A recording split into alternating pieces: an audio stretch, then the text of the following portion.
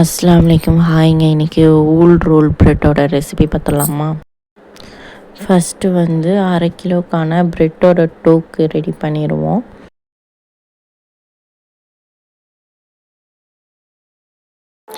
நானூறு கிராம் மைதா சலிச்சு எடுத்துக்கிறேன். அதோடு வந்து 7 கிராம் ஈஸ்ட்டு,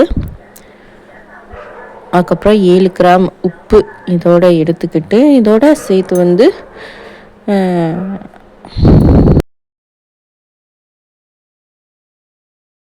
இதோடு சேர்த்து 70 கிராம் சர்க்கரை எடுத்துக்கலாம். ஈஸ்ட்டு இந்த ட்ரை இன்க்ரீடியன்ட்ஸ் எல்லாத்தையும் நல்லா மிக்ஸ் பண்ணி எடுத்துட்டு ஒரு விஸ்கு வச்சு நல்லா கலந்து எடுத்துக்கலாம். ஏன்னா எந்த பக்கமும் கலராமல் இருக்கிறதுக்கு பதிலாக எல்லா பக்கமும் படுற மாதிரி மிக்ஸ் பண்ணி எடுத்துட்டு நல்லா வெதுப்பான தண்ணியில் போட்டு நம்ம சப்பாத்தி மாவு பதத்தை விட கொஞ்சம் லூஸாக கொஞ்சம் ஸ்டிக்கியாக இருக்க மாதிரி பிணைஞ்செடுக்கலாம். அதுக்காக ரொம்ப தண்ணி சேர்த்துற வேணாம். நம்ம கை பொறுக்கிற அளவுக்கு எவ்வளோ சூடாக இருக்க முடியுமோ அவ்வளோ சூடாக தண்ணி எடுத்து பிணைஞ்சிக்கோங்க. இதுக்கிடையில் 30 கிராம் அன்சால்டட் பட்டர், ரூம் டெம்பரேச்சரில் சாஃப்டாக இருக்க பட்டரும் எடுத்து வச்சுக்கோங்க. அது வந்து அடுத்து நம்ம ஒர்க் பிளேஸில் மாற்றி ஸ்ட்ரெச் பண்ணி இழுக்கையில் அதை கலக்கிறதுக்கு கரெக்டாக இருக்கும்.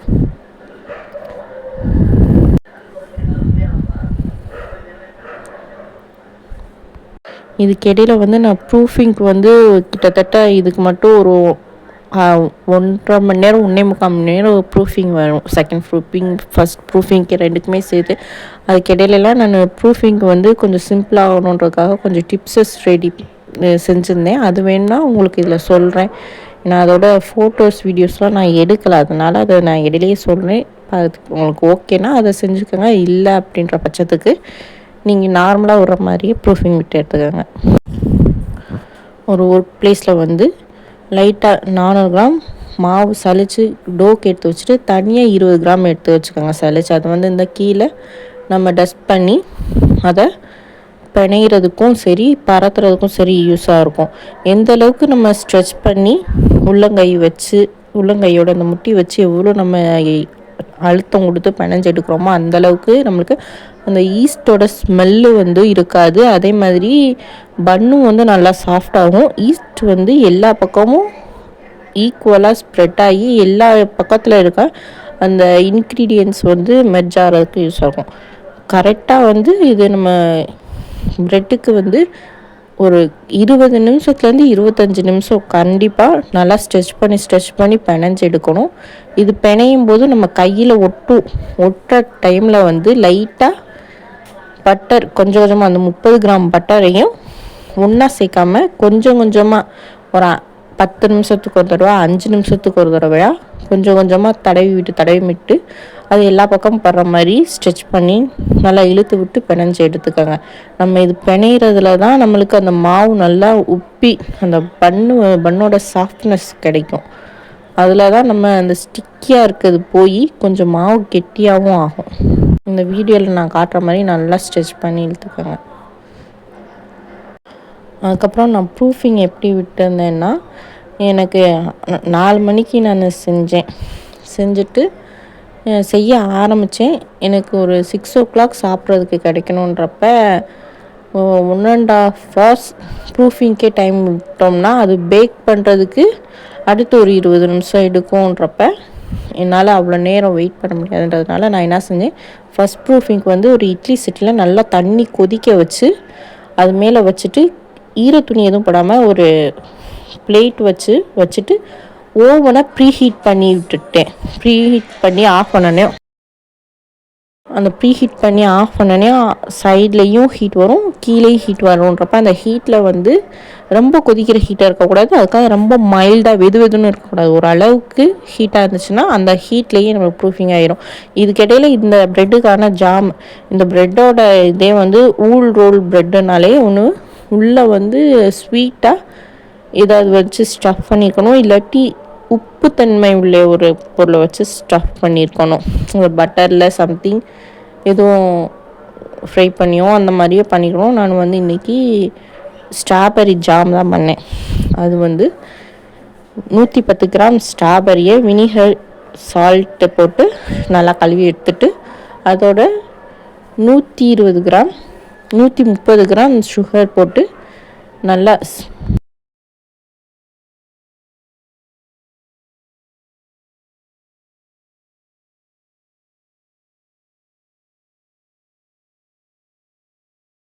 சிம்மிலே வேக வச்சு லெமன் ஜூஸ் பண்ணிட்டு சாம் பண்ணி எடுத்துக்கிட்டேன். அதுக்கப்புறம் இந்த ஃபஸ்ட் ப்ரூஃபிங் முடிஞ்சோடனேயுமே எனக்கு வந்து அந்த பவுல் ஃபுல்லாக வந்துச்சு. கிட்டத்தட்ட ஒரு 16லேருந்து 18 நிமிஷத்துலேயே இந்த ஃபஸ்ட் ப்ரூஃபிங் எனக்கு பர்ஃபெக்டாக முடிஞ்சிருச்சு அந்த ஹீட்டில் நான் வச்சு எடுத்ததுனால. அதுக்கப்புறம் எனக்கு இதில் 9 பீஸ் வர மாதிரி நான் கட் பண்ணி அந்த மாவை கட் பண்ணி எடுத்துக்கிட்டேன். எடுத்த மாவு வந்து ஓவல் ஷேப்பில்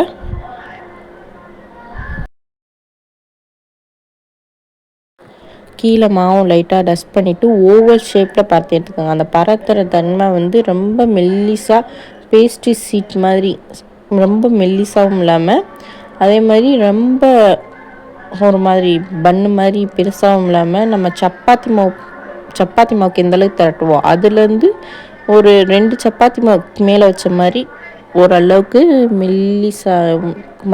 ஓரளவுக்கு மந்தமாகவே பரத்திட்டு அது ஃபஸ்ட்டு ஒரு டாப்பில் ஜாம் வச்சு ஃபுல்லாக அதை க்ளோஸ் பண்ணி நல்லா அந்த ஜாம் வெளியே வர அளவுக்கு சைட்லலாம் க்ளோஸ் பண்ணிடுங்க, இல்லாட்டி அது இதாயிரும்.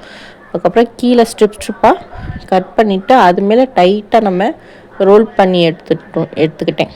அந்த மாதிரி இந்த நம்ம இதில் சேர்ப்போமா அந்த ட்ரேயில் ஆயில் க்ரீஸ் பண்ணிவிட்டு மேலே வச்சுக்கோங்க.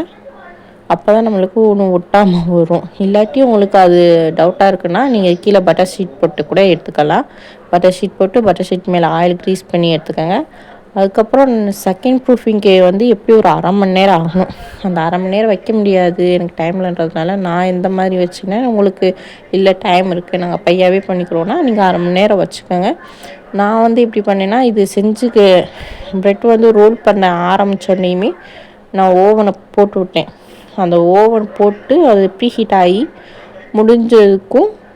முடிஞ்சு நான் அந்த ட்ரே ஃபுல்லாக ஒரு 4 ப்ரெட்டு வச்சேன்னா அந்த 4 ப்ரெட்டு செஞ்சு முடிக்கிறதுக்கும் ஆஃப் பண்ணதுக்கு இடையில 1 மணி நேரம் இருந்துச்சு. 1 மணி நேரம் ஒரு 5 நிமிஷம் கேப் இருந்துச்சு. அந்த 5 நிமிஷத்தில் அந்த ஓவன் வந்து ஓவர் ஹீட் ஆகாமல் அந்த வச்ச அந்த டெம்பரேச்சரில் இந்த ஓவர் ஹீட் ஆகாமல் ஓரளவுக்கு கொஞ்சம் குறைஞ்சிருக்கும்ல அந்த டைமில் நான் வந்து ஓவனுக்குள்ளே தூக்கி வச்சுட்டேன். அந்த ட்ரேவை தூக்கி வச்சதுனால எனக்கு செகண்ட் ப்ரூஃபிங் வந்து ஒரு 5 நிமிஷத்துலேயும் முடிஞ்சிருச்சு.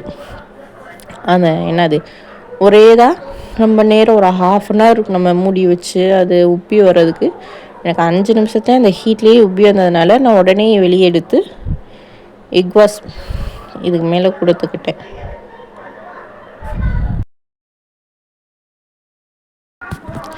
இந்த ரெசிபி உங்களுக்கு வேறு எங்கேயும் பார்த்த மாதிரி இருக்குது இல்லை டிஃப்ரெண்ட்டாக இருக்குது இல்லை பிடிச்சிருக்கு ஏதோ ஒரு இன்ட்ரெஸ்ட் இருக்குன்னா உங்களுக்கு லைக் பண்ணணும்னா பண்ணிக்கங்க. ஷேர் பண்ணணும் யாருக்கும் செஞ்சு தர சொல்லணும்னாலும் இந்த வீடியோ ஷேர் பண்ணிக்கோங்க. என்னடா நீங்கள் எண்டில் சொல்கிறத நடுவில் சொல்கிறாங்கன்னு நினைக்க வேணாம். இந்த இடத்துல தான் எனக்கு பேசுகிறதுக்கு இன்னும் என்ன இருக்குன்னு தெரியலை.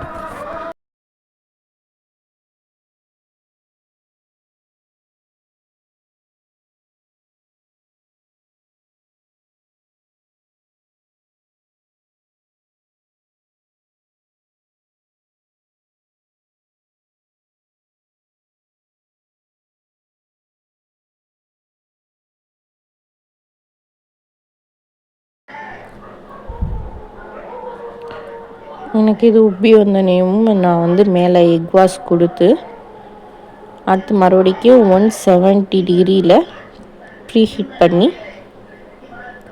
கரெக்டாக 25 நிமிஷத்தில் நான் வந்து பேக் பண்ணி எடுத்துக்கிட்டேன். ஓவனுக்கு வந்து 170 டிகிரி செல்சியஸில் 25 நிமிஷம் பேக் பண்ணால் மட்டும் போதும். அதுக்கு மேலே நீங்கள் பேக் பண்ணிங்கனாலும் உங்களுக்கு மேலே வந்து ரொம்ப ஒரு மாதிரி கருகின மாதிரி ஆயிடும். உங்களுக்கு இந்த டைமிங் கரெக்டாக இருக்குது. இல்லை உங்களுக்கு எங்கள் ஓவனுக்கு அந்த மாதிரி இல்லை எங்களுக்கு ஒன்றும் ஒரு மாதிரி ஒயிட்டாகவே இருக்க மாதிரி இருக்குன்னா நீங்கள் 30 நிமிஷம் வச்சுக்கோங்க. இல்லை என்கிட்ட ஓவன் இல்லை நான் அடுப்பில் வைக்கணும்னா அடுப்பில் வந்து ஒரு தோசை சட்டி வச்சு அதுக்கு மேலே கெட்டியான ஒரு பாத்திரத்தில் ஒரு சின்ன ஸ்டாண்ட் மாதிரி வச்சு இல்லாட்டி ஒரு வாளி மூடியோ சம்திங் வச்சு அதில் ஒரு தட்டில் 1 இல்லாட்டி 2 இல்லாட்டி 3 உங்களுக்கு எந்த அளவுக்கு சைஸ் இருக்கோ அதுக்கேற்ற மாதிரி ப்ரெட்டு வச்சு 30 நிமிஷம் கரெக்டாக சிம்முக்கும் மீடியமுக்கும் நடுவில் வச்சு பேக் பண்ணி எடுத்திங்கன்னா உங்களுக்கு கரெக்டாக பர்ஃபெக்டாக வந்துடும். ஓகேவா? நம்ம நார்மலாக பன்னு வடை செட்டில் இந்த மாதிரி பண்ணுவோம் அதே ப்ரொசீஜர் தான். ஆனால் டைமிங் வந்து 40 அந்த அளவுக்குலாம் இதுக்கு வேணால்